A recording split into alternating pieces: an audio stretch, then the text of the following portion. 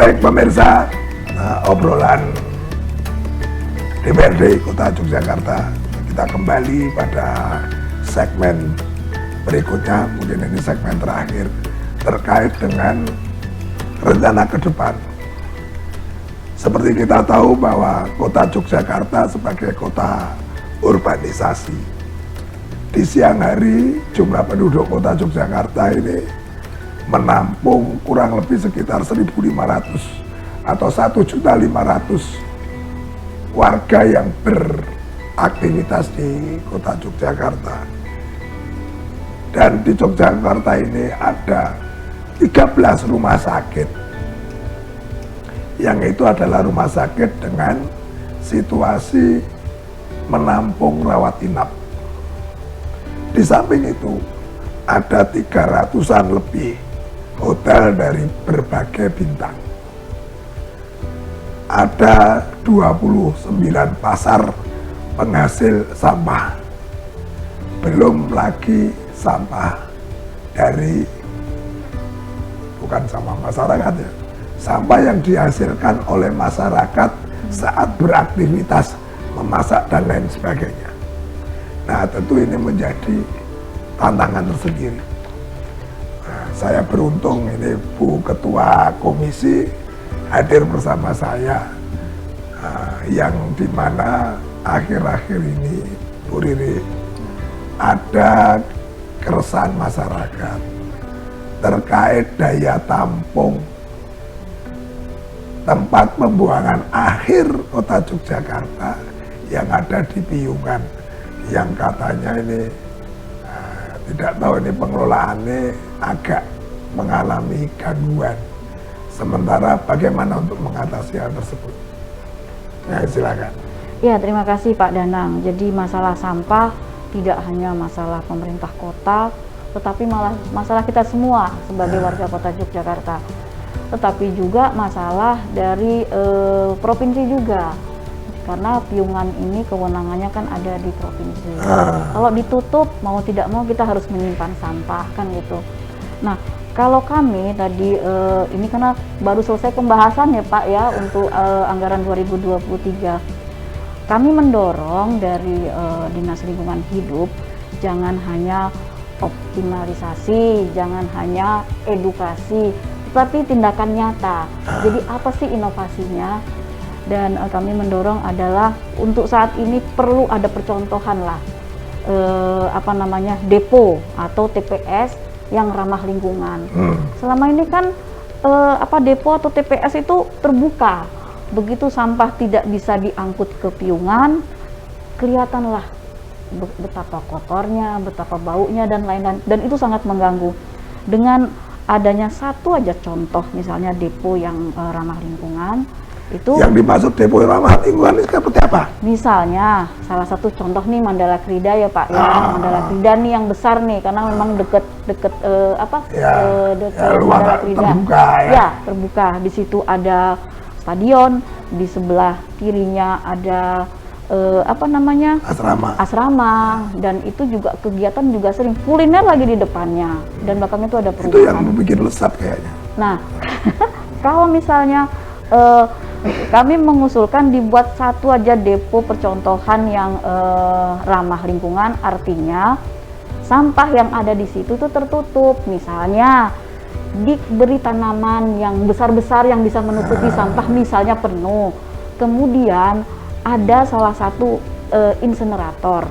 Jadi ahli teknologi nih, ada insinerator satu aja yang bisa mengelola sampah dalam satu hari sekitar 20 ton. Kan lumayan. 20 ton. 20 ton kan sebetulnya lumayan. Berapa sih sampah yang dihasilkan, Pak Cahyo? Jadi berdasarkan perwal tahun 2021, total sampah itu kan sekitar 190,6 ton. Existingnya berapa existingnya? 90-an ton, sekian. Lalu sampah itu terbagi menjadi sampah organik, anorganik.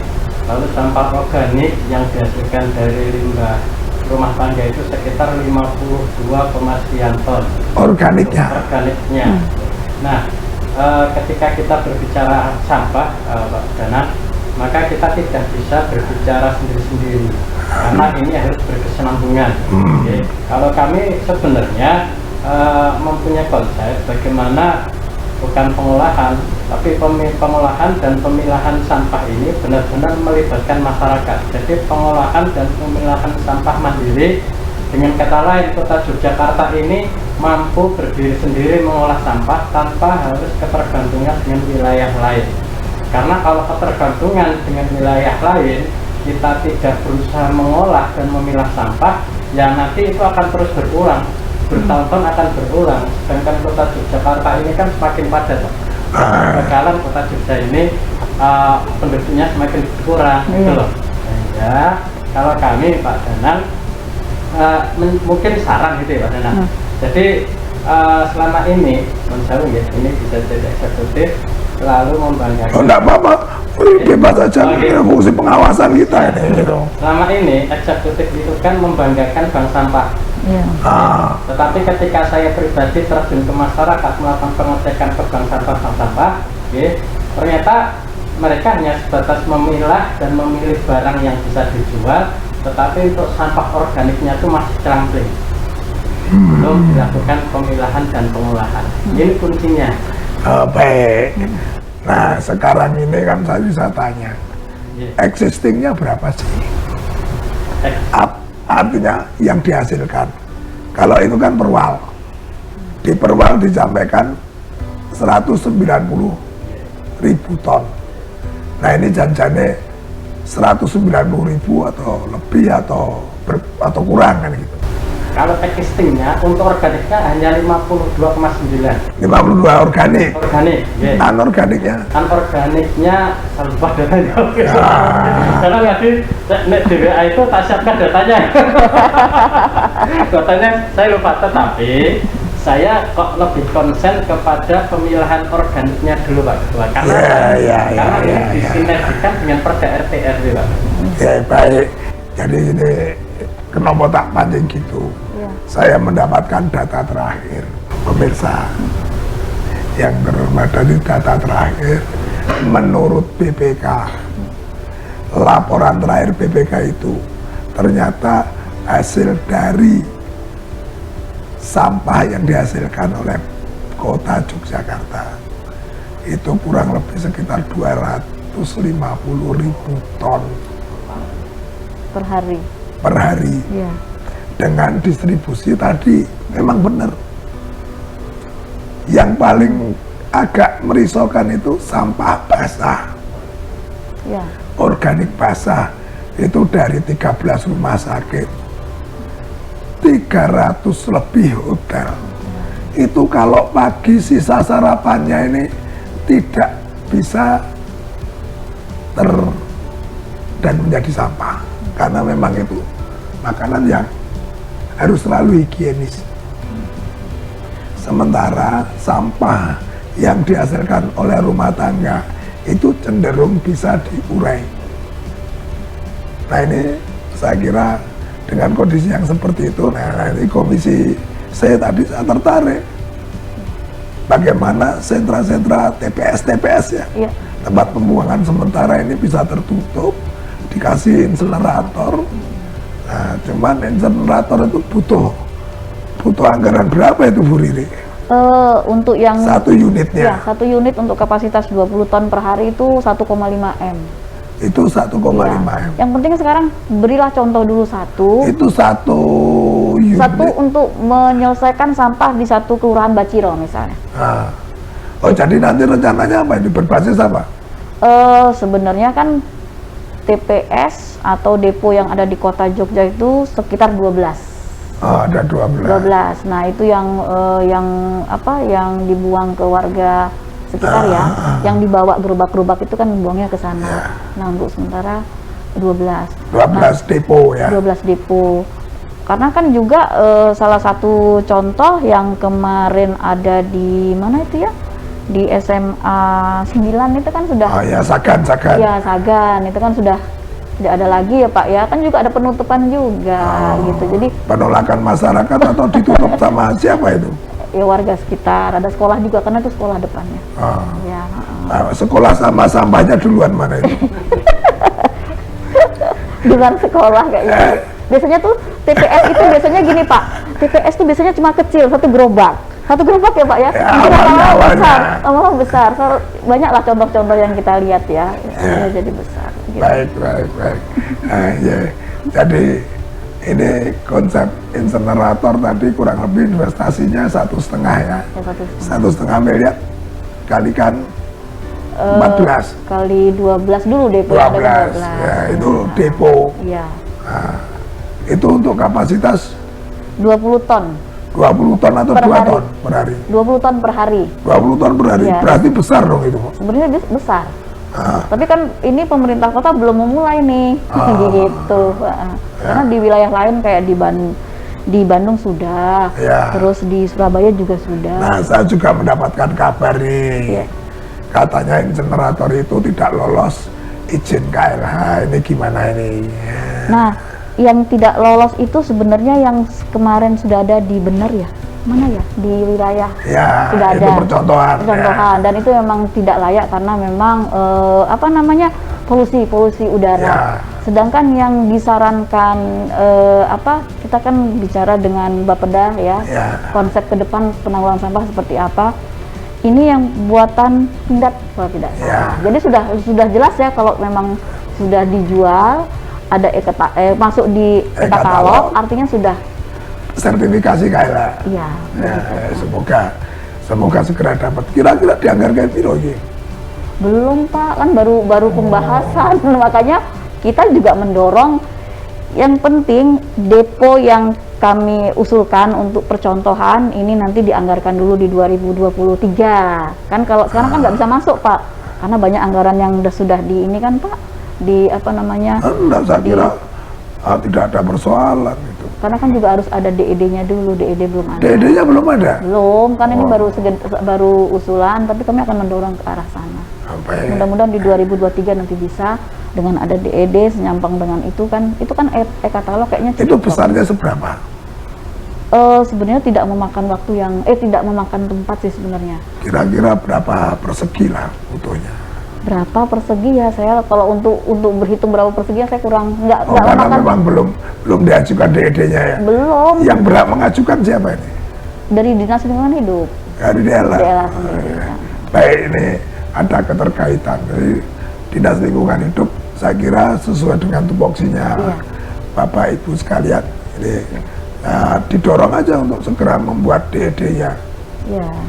Kalau perlu didampingi ke mana itu, ke Pindad atau ke Indak Iya benar. Pindah. untuk bisa melihat butuhnya berapa sih luasannya. Kalau sementara satu dulu aja lah, sekali melihat bagaimana sih efektif atau tidak gitu ya. Nanti kalau terlalu banyak ternyata tidak Ini efektif juga. sementara cuma dikasih batas waktu sampai dengan April 2023 itu TPA Piungan itu ya. Iya. Nanti Karena kita itu selalu persoalan yang sangat krusial menurut saya. Nah, kira-kira tadi yang menarik selanjutnya untuk menanggulangi ke depan sing murah meriah, butuh tidak sih teman-teman bank sampah itu diberi pencacah? Ya ini Pak Cahyo. Jadi mesin pencacah sampah itu kan tidak memakan biaya gede. Jadi tadi untuk insinerator, oke lah, kita satu dulu pilot projectnya, Iya. dikerjakan dulu karena kita juga belum tahu hasil dari output dari Iya. insinerator tersebut. Karena tahu saya insinerator itu dulu adalah untuk membakar jenazah. Ya. Jadi oke lah nanti pilot project, tetapi yang terpenting adalah tetap kita tidak bisa kita pungkiri, kita harus melibatkan masyarakat. Gitu. Ini kuncinya di situ. Ya termasuk bank sampah yang sudah ada itu diberikan kewenangan, diberikan sarana dan prasarana yang lebih luas agar mereka bisa melakukan terobosan-terobosan yang lebih panjang, terukur, tersistem. Salah satunya memang banyak keluhan di masyarakat bahwa kami diberikan mesin pencacah, padahal itu juga harganya nggak mahal gitu loh. Gitu. Karena dengan mesin pencacah itu sendiri ya bank sampah itu nanti akan dengan mudah mudahan termasuk mungkin ada alat untuk mencacah botol sehingga nanti akan menjadi biji-biji plastik, itu akan menarik lagi itu loh. Dan harapan kami tidak hanya bank sampah Pak yang dilibatkan, tetapi komunitas-komunitas sampah yang dilibatkan juga untuk menangani sampah organiknya. Ya, jadi memang menariknya begini, kenapa saya menyampaikan itu. Mesin pencacah itu bisa dipakai dua fungsi. Satu, mencacah plastik, biji menjadi, bukan biji, menjadi serpian-serpian plastik, yang itu harga per kilonya lebih tinggi sebetulnya daripada kita jual gelondongan. Gelondongan itu nek bahasanya Jawa barangnya rowo. Rowo itu enteng ngebak painggon. Kayak sekilo botol aqua atau botol minuman air mineral itu, wow, sampai berapa itu? 2000 biji. Nah kalau dijadikan serpian plastik, lebih mahal. wah mungkin itu nanti masing-masing sudah bisa menghasilkan. Itu yang pertama. Yang kedua, pemirsa, ada di mana-mana terkait dengan budidaya maggot. Nah, budidaya maggot ini dihasilkan dari cacahan atau rajangan bahan-bahan organik dan sampah basah. Nah, itu cepat banget dan itu nanti bisa menghasilkan berbagai protein yang itu dibutuhkan oleh ternak kita, baik itu ternak ikan air tawar, kemudian kambing dan lain sebagainya. Dan saya kira hal yang paling mudah dan murah bisa didorong ini Bu Riri. Jadi apa yang disampaikan Pak Cahyo tadi tidak perlu harus, kita memang harus berpikir bagaimana sampah itu selesai di kelurahan, nah, basisnya. Tetapi edukasi terkait pemilahan sampah ini juga harus dimulai. Fungsi bank sampah ini nanti menjadi sangat strategis. Maka dengan mesin pencacah ini harapan kita sampah-sampah anorganik ini bisa selesai di basis apa itu RW ya Pak. Targetnya dari komisi apa, berbasis apa di bank sampah? RW. Nah, berbasis ribun warga. Syukur-syukur nanti merambahnya ke RT ya gitu. Nah, saya kira itu menjadi jalan keluar. Baik pemirsa semua, di segmen yang ketiga ini kita sudah mendengar langsung bagaimana penanganan sampah yang digagas oleh teman-teman Komisi C, dalam hal ini Komisi Pembangunan atau Komisi Infrastruktur dan Pembangunan, bahwa penanggulangan sampah perkotaan ini tidak hanya kota Yogyakarta yang menjadi persoalan, tetapi hampir di seluruh perkotaan di mana urbanisasi terjadi pasti urusan sampah menjadi persoalan. Saya selaku Ketua DPRD yang menjadi pemandu dalam acara obrolan kali ini, beberapa hal tadi sudah disampaikan, dari infrastruktur, penanggulangan kebencanaan sampai penanggulangan sampah sudah kita obrolkan. Dan saya kira bisa saya akhiri pertemuan kali ini, kita bertemu lagi di pertemuan berikutnya, dan saya kira lebih kepada obrolan-obrolan yang lebih menarik lagi. Terima kasih, saya akhiri. Wassalamualaikum warahmatullahi wabarakatuh. Selamat sore.